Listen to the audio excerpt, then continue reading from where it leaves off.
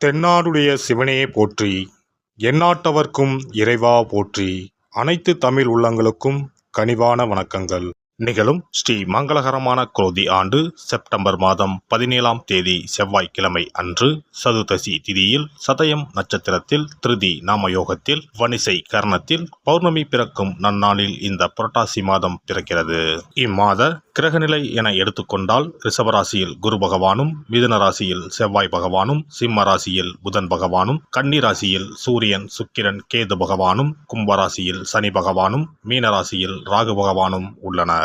இம்மாத கிரகப்பெயர்ச்சி என எடுத்துக்கொண்டால் புரட்டாசி மாதம் 3ஆம் தேதி புதன் பகவான் கன்னி ராசியில் உச்சம் பெறுகிறார். புரட்டாசி மாதம் 3ஆம் தேதி சுக்கிர பகவான் துலாம் ராசிக்கு இடப்பெயர்ச்சியாகிறார். புரட்டாசி மாதம் 20ஆம் தேதி புதன் பகவான் துலாம் ராசிக்கு பயிற்சியாகிறார். புரட்டாசி மாதம் 28ஆம் தேதி சுக்கிர பகவான் துலாம் ராசியில் இருந்து விருச்சிக ராசிக்கு பயிற்சியாகிறார். புரட்டாசி மாதம் 29ஆம் தேதி குரு பகவான் ரிஷப ராசியில் வக்ரமடைகிறார். இந்த கிரக அமைப்பு மற்றும் பெயர்ச்சியால் உங்கள் வாழ்வில் உண்டாகும் சுபம் மற்றும் அசுப பலன்கள் என்ன என்பதனை இப்பதிவில் விரிவாக காண்போம்.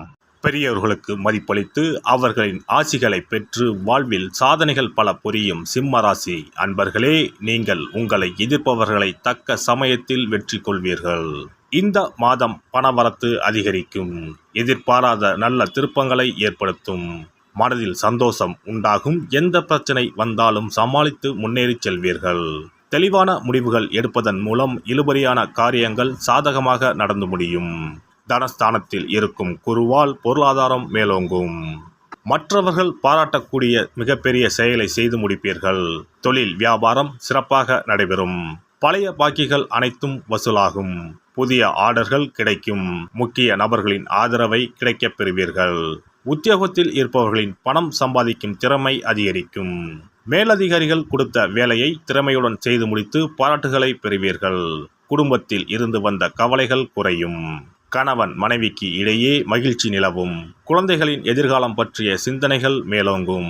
நண்பர்களால் தேவையான உதவிகள் கிடைக்கும். பெண்களை பொறுத்தவரை எந்த தடைகளையும் தாண்டி எடுத்த காரியத்தில் வெற்றி பெறுவீர்கள். மனதில் மகிழ்ச்சி உண்டாகும். கலைத்துறையினருக்கு எதிர்காலம் பற்றிய சிந்தனை மேலோங்கும். எல்லா காரியங்களும் நல்லபடியாக நடக்கும். எடுத்துக்கொண்ட வேலைகளில் இருந்த பிரச்சனைகள் தீரும். ஆராய்ந்து செய்யும் காரியங்கள் சாதகமான பலனை தரும். அரசியல் துறையினருக்கு ஆயுதங்கள் கையாளும் போதும் வாகனங்களை ஓட்டும் போதும் எச்சரிக்கை அவசியம். வீண் செலவுகள் ஏற்படும். அடுத்தவருக்கு எவ்வளவு நல்லது செய்தாலும் அது எடுபடாமல் போகலாம். மாணவர்களுக்கு கல்வியில் முன்னேற்றம் உண்டாகும். எதிர்ப்புகளை சாமர்த்தியமாக சமாளிப்பீர்கள். நட்சத்திர பலன்கள். மகம் நட்சத்திரம். இந்த மாதம் தொழில் வியாபாரம் மூலம் வரவேண்டிய லாபம் தாமதப்படும். எதிர்பார்த்த நிதியுதவி ஓரளவுக்கு கிடைக்கும். ஆர்டர்களுக்காக இருந்த அலைச்சல் குறையும். உத்தியோகத்தில் இருப்பவர்களுக்கு விருப்பம் இல்லாத இடமாற்றம் வரலாம். பூரம் நட்சத்திரம். இந்த மாதம் குடும்பத்தில் வீண் வாக்குவாதங்கள் ஏற்படும்.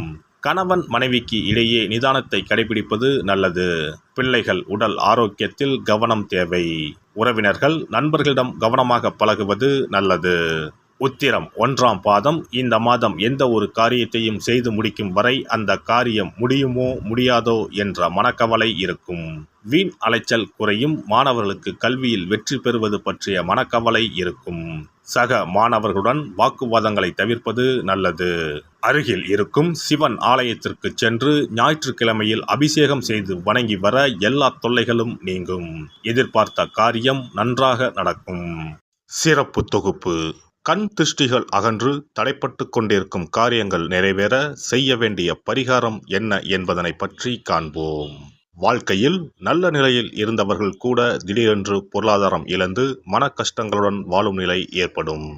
இந்த நிலை எதனால் ஏற்பட்டது என்று ஆராய்ந்து பார்த்தால் பெரும்பாலும் அவர்களின் மீதான கண் திருஷ்டிதான் காரணமாக இருக்கும்.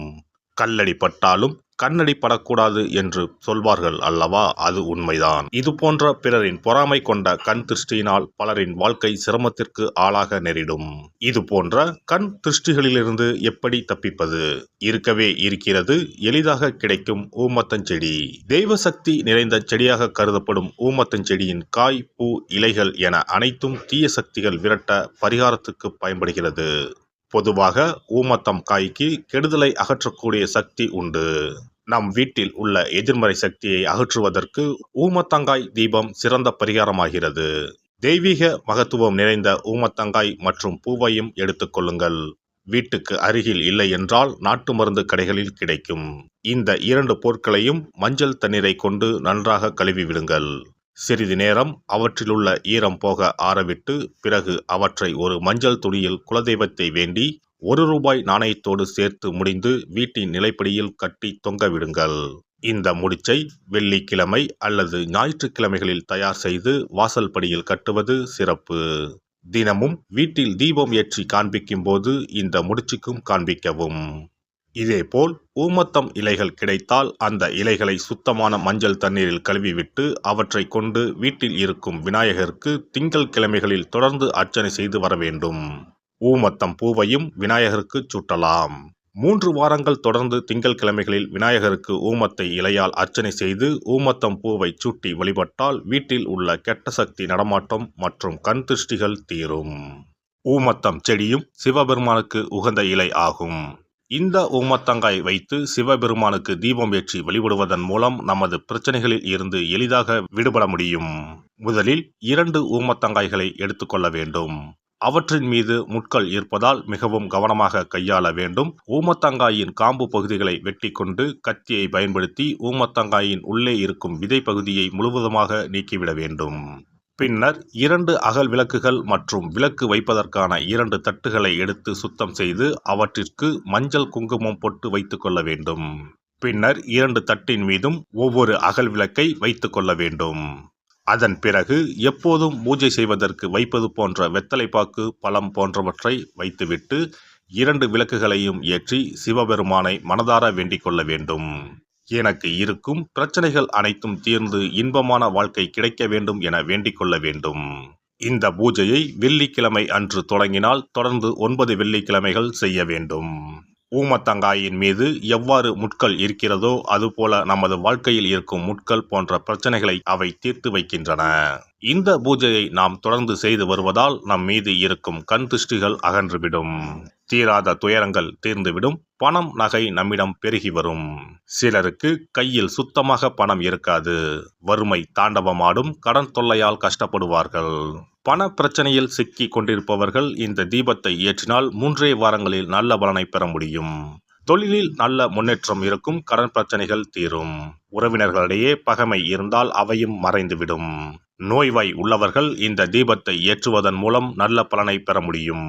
பொதுவாகவே எந்த பரிகாரம் என்றாலும் அதை முழு நம்பிக்கையுடன் செய்தால் மட்டுமே முழு பலன் கிடைக்கும் என்பதை நினைவில் கொள்ளுங்கள். எல்லாம் வல்ல இறையருளால் நீங்களும் உங்கள் அன்பு குடும்பமும் உடல் நலம், நீலாயுள், நிறை செல்வம், உயர் புகழ், மெய்ஞானம் ஓங்கி வாழ்க வளமுடன். இந்த வீடியோ பதிவு உங்களுக்கு பிடித்திருந்தால் லைக் பண்ணுங்க, கமெண்ட் பண்ணுங்க, ஷேர் பண்ணுங்க. மறக்காம சப்ஸ்கிரைப் பண்ணுங்க. பக்கத்துல இருக்கிற பெல் பட்டனை கிளிக் பண்ணுங்க. நன்றி, வணக்கம். ஓம் நமச்சிவாய. சிவாய நம.